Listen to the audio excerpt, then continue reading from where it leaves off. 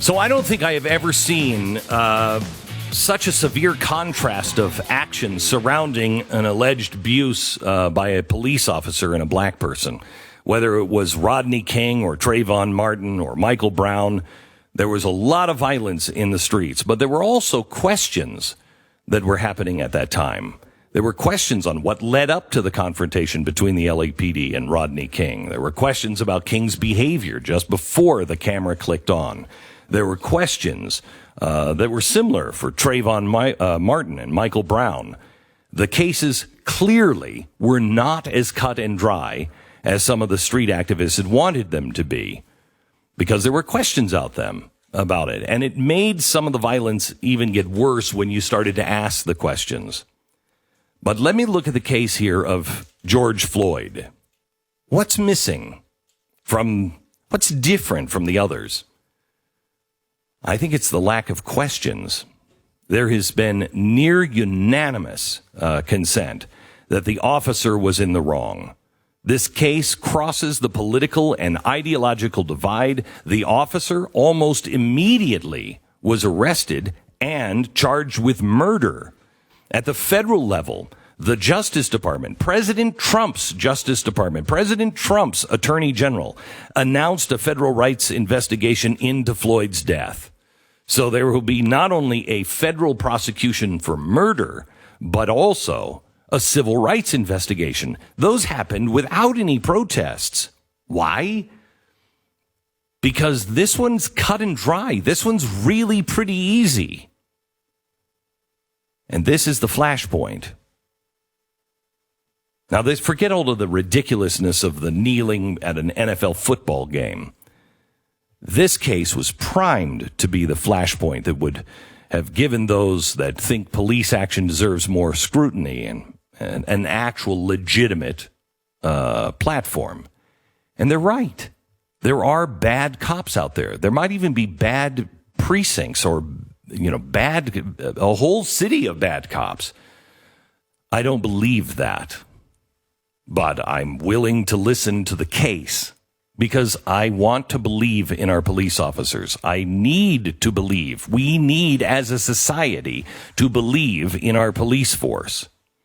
It's why I'm so upset with what's going on in Washington, D.C. If you don't trust the FBI, if you don't trust the Justice Department, we don't have a civil society. But in this case, everyone, and I mean everyone, was in lockstep that this was a horrible, unjustified act. Now, here's the contrast between Floyd and all the others. None of it mattered to any of the rioters. Mutual agreement, swift action against the officer, a federal investigation. But where are we now as a weekend? We are a country that is in a literal war zone. The headline that I saw that was the most frightening was, "The world worries." Why? Because one of the things that we have going for us, one of the reasons why we are the richest nation in the world, why we are poor, have a flat screen TV, is because we are stable. We have a stable set of laws, the longest running constitution in world history, and people know they can count on Americans to not go crazy. That's why the world is worried.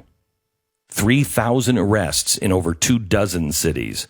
More than 24 cities have also enacted strict curfews. 5,000 National Guard troops have been called up in 15 different states. In my home city of Dallas, it erupted over the weekend. ATM machines were smashed. Well, that'll show the police. Store windows were broken in as looters scrambled inside, stealing everything they could get their hands on. Neiman Marcus. What does Neiman Marcus have to do with the oppression of the blacks by the police force? People were violently beaten unconscious. I haven't seen anything like this in my lifetime. And it can be seen all over the country. There are no questions as per the conduct of the officer. But now there are questions. Who's fanning the flames here? They will tell you that it is Donald Trump. They have no credibility anymore. I'll tell you who's fanning the flames. The radical left movement in the late 1980s and 90s, and up until about a decade ago, was all but dead. But they were still out there. But their arguments had been proven wrong time and time again. They had no ideological ground to stand on. They were frauds, and the majority of those who tried to persuade knew it. But that's not the case anymore. President Trump has now designated Antifa as a terror group. Oh, that means all kinds of things we can be looked into now, which leads me to all kinds of new questions on who do you trust. Attorney General Barr also announced they're looking into some of these groups for their culpability in the Floyd riots. Can you imagine what's about to happen if this hopefully goes through? Antifa would be a major target for anti-terror investigations. That means the wiretaps and a whole lot of doors that were previously locked. That means looking into these mayors that have been playing footsie, like Portland, with Antifa. How many people at the DNC will be caught speaking to local Antifa chapters? How many organizations, such as possibly the Democratic Socialist of America, can be caught up in this web? How many local and state elected officials? How many media personalities? Oh boy, if you've been on the side of Antifa, you might be in trouble. See, this is why you don't want to be living in a country where you could have these terrorist designations easily put through, because if you're on the wrong side, you're toast. Ilhan Omar is now peddling a conspiracy theory looking for outside agitators. Yeah, there are outside agitators. There are people that are rioting in Minneapolis that have no place in Minneapolis or in Minnesota for that matter. And there are outside agitators, like China is taking advantage of something that is homegrown. They're terrified. Now, nearly every single riot that has broken out over the past few days, they all are very, very similar. Peaceful protest begins, and then something happens. Something spirals out of control, and the whole city is on fire. Now, is it a conspiracy? Is it a theory of conspiracy to claim that far-left radicals and groups such as Antifa are stoking the violent flames? The governor of Minnesota said this weekend that 80% of the arrests were made on people outside the state. This number's gone back and forth. But there were clear outside agitators. Now, I want you to listen to this quote from USA Today. Drifting out of the shadows in small groups, dressed in black, carrying shields and wearing knee pads, they head toward the front lines of the protest. Helmets and gas masks protect and obscure faces, and they carry bottles of milk to counteract tear gas and pepper spray. Most of them appear to be white. They carry no signs, and they don't want to speak to reporter. Trailed by designated medics with red crosses taped to their clothes, these groups head straight to the front lines of the conflict. Now, so here we have these white students, and I will agree with some of the people that said this is mainly caused by white supremacists, but just not the way they think. These white supremacists are these people that think they know better than everyone else. These whites that just have to go in and protect the poor black man because the black man can't defend himself. And so these whites defending the black man go into the cities and burn down the black man's neighborhood. That doesn't sound very helpful. Night after night, USA Today continues. In this ravaged city, these small groups do battle with police and National Guard, kicking away tear gas canisters and throwing back rubber foam objects fired at them. Around them, fires break out. Windows are smashed. Parked cars destroyed. USA Today reporters have witnessed the groups on multiple nights in multiple locations. Sometimes they threaten those journalists who photograph them, destroying property. So what does this sound like to you? Does this sound like something spontaneous that we haven't seen before? Or does this sound exactly like Antifa we've seen on the streets of Washington and Washington State and Oregon and New York City. It is Antifa. A security consultant investigating the riots told USA Today that they found a majority of the hardcore rioters are far left and anarchist radicals. Again, Antifa. A peaceful protest in Charlotte was criticized by their own organizers after other groups moved in and hijacked their event. They implied it was an attempt to support the movement, but it was co-opted by anarchists and others who were there only to start fights. Elijah Schaefer, who works for Blaze TV, was on the ground in Dallas. He said the riots didn't have anything to do with black versus white or police brutality. He said it was simple class warfare against the rich and shop owners.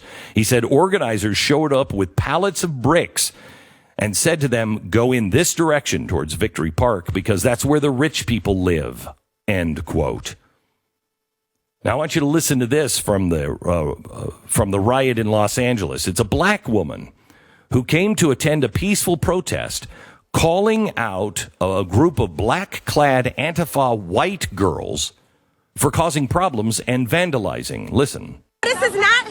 Don't police people's way of Let me tell you this. themselves. This is not a black woman who's putting Black Lives Matter. I just want you to know that when. Right, but y'all doing that for us. So here are these. Do that. Listen, don't. Here is a peaceful protester, a black woman, saying, "Don't you write Black Lives Matter on that building in graffiti? Don't do it. We didn't. You're going to get the black community blamed for this. You're two white girls from Antifa." There is no conspiracy theory. This is as open and shut as the actual killing of George Floyd.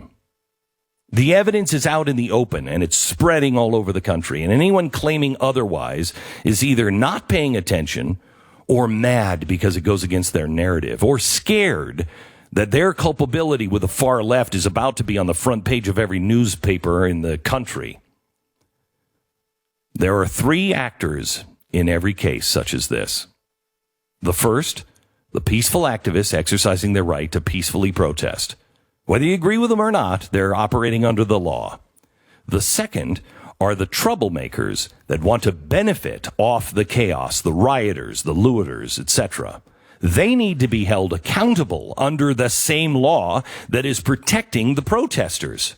There's a difference between protesters and looters and thugs. They aren't protesting, they're committing crimes. But the third, they're the ideological agitators, and chaos is their ladder. They don't care about anybody's color. They don't care about justice. They don't care about police brutality. In fact, they actually want it because it brings more chaos. Now, that movement is gaining in strength. But we have allies all over the country, and they run all the way up to Washington, D.C., and we surround them. This is classic strategy, top down, bottom up. But the bottom is coming up in a different sort of way. And I'm going to show you the solution to this.